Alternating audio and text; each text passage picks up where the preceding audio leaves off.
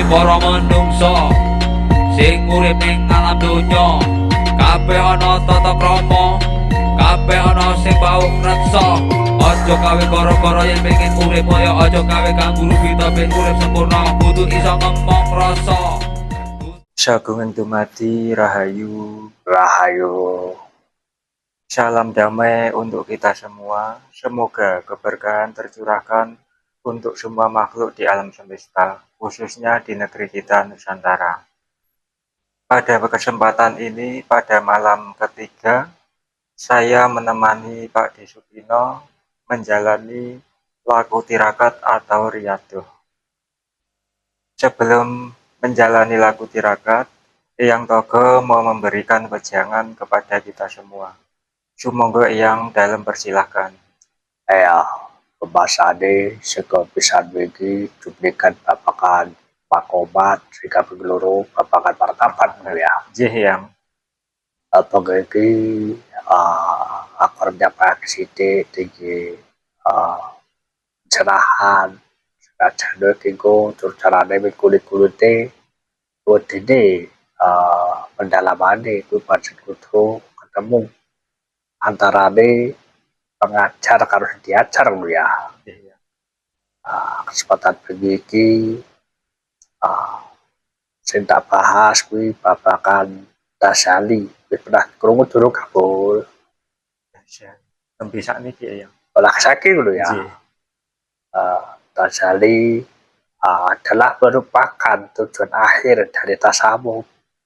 Karena tajali itu adalah sebuah bukti bahwa Tuhan semesta alam itu memberi anugerah pada hambanya dengan kasih sayangnya dan cintanya yang besar kepada orang-orang yang bertasali gitu ya.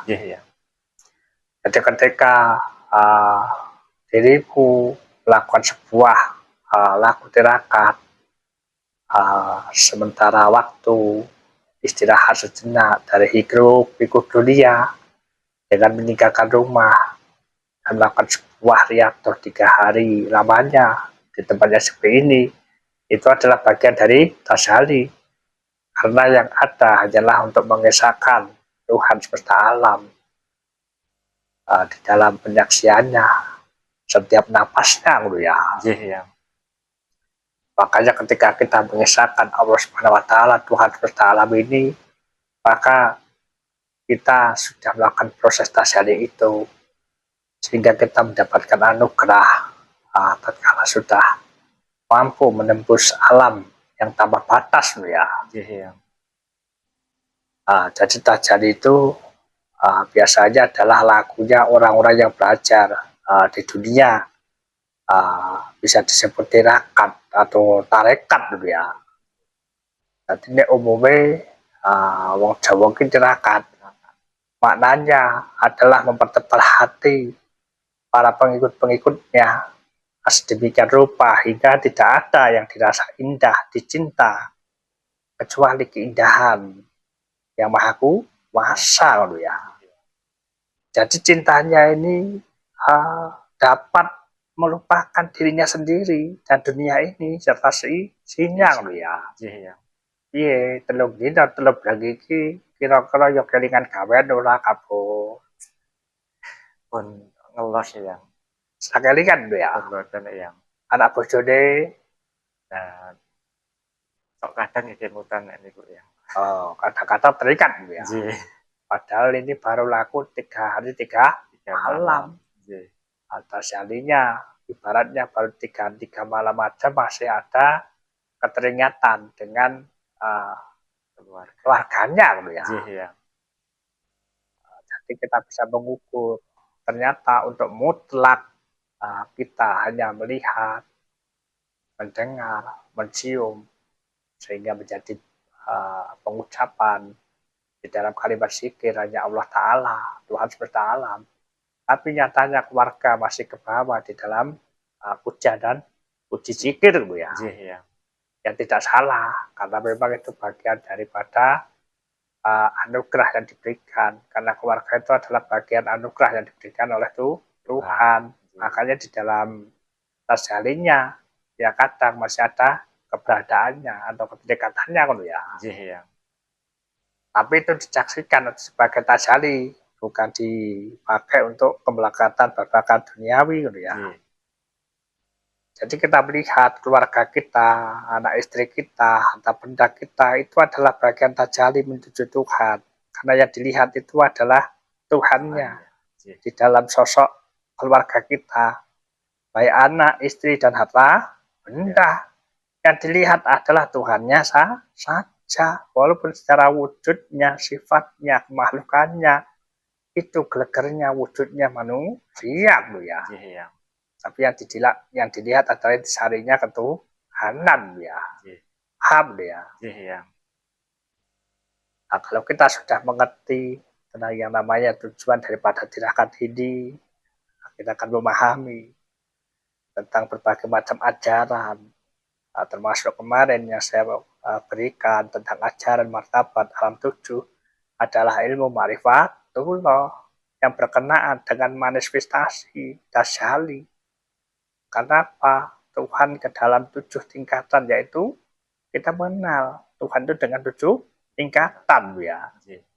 Yaitu ada martabat alam ahadiyah, martabat alam wahdah, martabat alam wahidiyah, martabat alam arwah, martabat alam insal, martabat alam adsan, dan martabat alam insan kambil ya. Tapi untuk pembahasan ini tidak mudah diterangkan karena bahasanya bukan bahasa lokal, melainkan bahasa Arab gitu ya. Makanya ini perlu berhadapan-hadapan, saling bertemu antara pengajar dan yang mau belajar gitu ya. Kita akan membahas sedikit saja sekilas tentang apa itu yang namanya martabat ahadiyah. Paham belum, Abdul? Martabat ahadiyah itu kemutlakan kita kepada Sang Pencipta ya. Yaitu tingkatan ghaibiyah mutlak, di mana dia masih berada dalam keghaiban total dan belum bermanifestasi dalam wujud. Jadinya ini kita betul-betul mutlak ya. Dilihat itu adalah afalnya, asmanya, sifatnya, dan zatnya gitu ya. Sehingga kita mempunyai hubungan dengan apapun, sehingga kita mengetahui alam-alam sir atau alam ketuhanan, rahasia alam ketuhanan ya. Nah, kalau ini saya buka satu persatu, itu hanya menjadi sebuah konsep teori saja, karena ini alam-alam ini harus ditempuh dengan sebuah laku tirakat. Makanya kenapa orang-orang terdahulu dalam mengenal Tuhannya dengan melakukan sebuah laku tirakat, karena memang Tuhan itu tidak bisa secara mudah untuk ditemukan, terkadang hanya dalam angan-angan, tapi belum menjadi sebuah hakikat kenyataan ya. Karena penyaksiannya masih kurang, walaupun hakikatnya kita sudah yakin dan iman, tetapi masih ngerambiang atau sekedar bayang-bayang. Jadi nggak salah kalau masih ada segelintir orang yang mengataskan namanya adalah ateis atau tidak punya agama atau tidak berketuhanan, karena belum pernah memasuki dunia yang namanya tirakat atau lelaku, sehingga dia tidak bisa menemukan hakikat daripada ketuhanan ya. Tidak ada ijung lan agama kae mergane urung duwe lelaku, saengga sing nganggo uteke utawa pikirane dianggep apa-apa gandake dhewe. Gandane muncul sakarepe dhewe ning ora kena sapa sing nyiptakake gitu ya. Makanya itulah terjadinya munculnya golongan ateis yang tidak punya agama, karena dia mengaku tidak memiliki Tuhan. Dia menganggap keberadaannya itu ada dengan sendirinya. Alam semesta terbuat dengan sendirinya. Sehingga dia mengingkari kepada zat yang sesungguhnya gitu ya.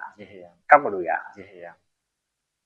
Makanya kita juga nggak bisa menyalahkan karena memang mereka belum melakukan sebuah laku tirakat atau tasyali dalam pengenalan kepada Tuhannya gitu ya. Nggih.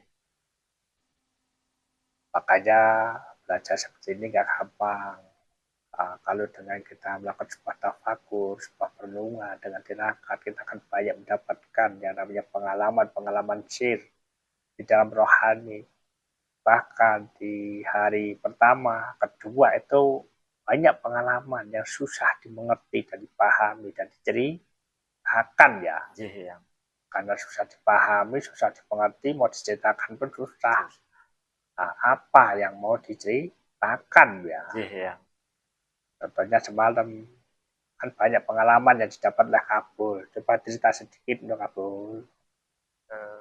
Kalau tadi malam itu saya masuk, perasaan saya itu masuk ke dalam tanah seperti gua itu ya. Tapi Uh, gelap sekali, di dalam kegelapan itu saya bisa melihat berbagai macam makhluk, mulai dari yang ganteng, yang cantik, sampai yang serem-serem itu ada semua ya.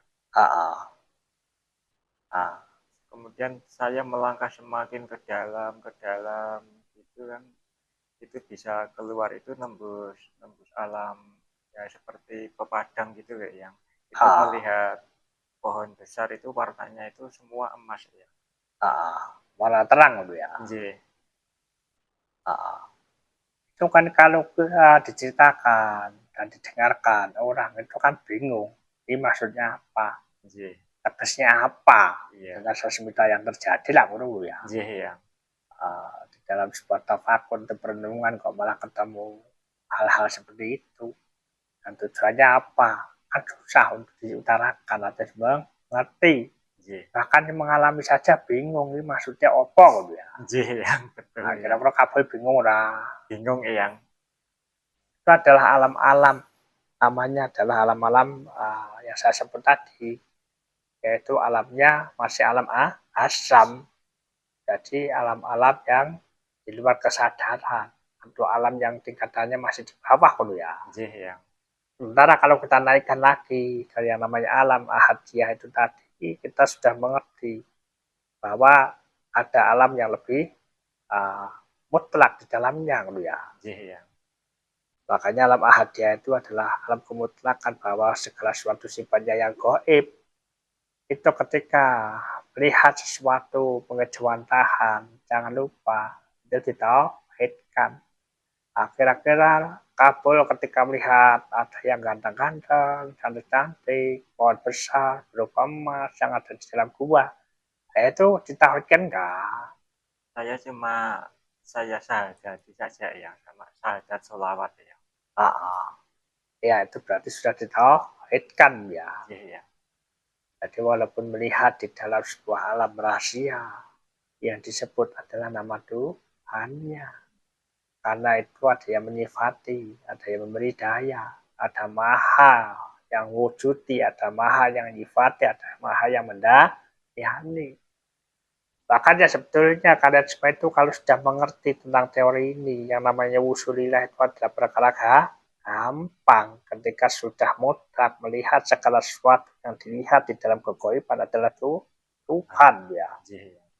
Kenapa para pelaku tarekat atau tirakat ini susah untuk wusulillah? Karena memang masih terpesona dengan hidup pikuk dunia dan tidak mau berjalan untuk meneruskannya sehingga dia berhenti dengan kesenangannya. Ketika melihat di alam sesuatu yang belum tentu itu menjadikan sebuah terminal atau stasiun, dia sudah berhenti di situ dan akhirnya menikmati kesenangan itu sehingga tidak bisa untuk sampai kepada stasiun berikutnya ya. Iya. Padahal stasiunnya ada 7, baru pertama sudah berhenti. Itulah banyaknya gagalnya para pejalan rohani ya. Harusnya kan awal akhir tauhid batin harus diikuti semua dari awal sampai ketemu akhir, dari tauhid sampai ketemu batin, dan di situ semuanya adalah di dalam perwujudan persifatan yang maha daya, yaitu Tuhan semesta alam ya. dapat tahu ya. Nggih, Yang. Maka dari itu memang tidak mudah untuk mencapai sebuah tajalli ini, karena tajalli ini adalah perjuangan yang luar biasa bagi para pelaku tarekat atau yang orang sedang melakukan tirakat ya. Nggih. Karena memang tajalli ini merupakan akhir daripada perjalanan tasawuf. Karena tajalli ini adalah bukti bahwa Allah Subhanahu wa taala telah menganugerahi hambanya dengan dengan rasa kasih sayang dan cintanya yang besar ya. Nggih. Jadi tujuan orang yang melakukan sebuah perjalanan atau tirakat ini, ya tidak lain tidak bukan untuk mempertebal iman dan takwanya kepada Sang Yang Maha Kuasa. Tidak akan bisa melepaskan walaupun sedetik saja ya. Nah, padahal kita terkadang banyak terjebak di ranah-ranah sifatnya yang luar dari ketuhanan, yang dipandang, yang dilihat segala suatu perwujudan bersifatan. Itu lupa bahwa di situ ada daya Tuhan yang maha menggerakkan. Lupa bahwa itu adalah atas nama Tuhan. Sehingga yang kelihatan adalah kemanusiaannya. Sehingga akan terpesona, akan berhenti dengan hidup berkudu dunia gitu ya. Tahu gitu ya. Jadi pembahasan ini saya bikin simpel supaya untuk menjadi sebuah pengertian atau pembeling kepada semuanya, terkhusus pada para siswa Palangga Negara Nusantara.